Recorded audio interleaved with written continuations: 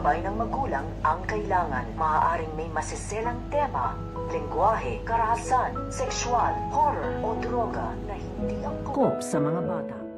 Sa pagdalaw nitong ni Para dito nga sa kanyang ina na itong si Belen, ay dito na nga siya makakaisip ng kanyang babalakin upang makuha niya dito itong daw si Darius, dahil gagamitin na nga nitong ni Para itong ang kanilang anak upang mapasunod nga dito itong daw si Darius at mapaalis na nga daw dito itong daw si Lucy. Kaya nga itong si Belen ay kinakabahan na naman ito sa mga pinaplano ng kanyang anak na itong si Para, dahil pag pumalpak na naman dito itong daw kanyang plano ay wala na nga daw sa kanyang tatanggap at baka makulong na nga rin daw siya ng tuluyan. Kaya nga ito nga si Para ay nagsasabi na nga ito dito nga sa kanyang ina na ito nga si Belen na wag nga daw itong mag-alala, dahil alam na nga dito kung paano nga na dito sisirain ang pamilya nito nga daw ni Lucy upang mapasa kanya nga daw dito ito nga daw si Darius at ito nga daw si Jessica, at pati na nga dito ito nga daw kanyang pinagbubuntis. So makakaabangan nga natin dito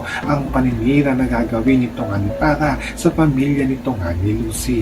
Yan ang ating mga pakakatutukan at pakakaabangan dito nga lang sa Stolen Life.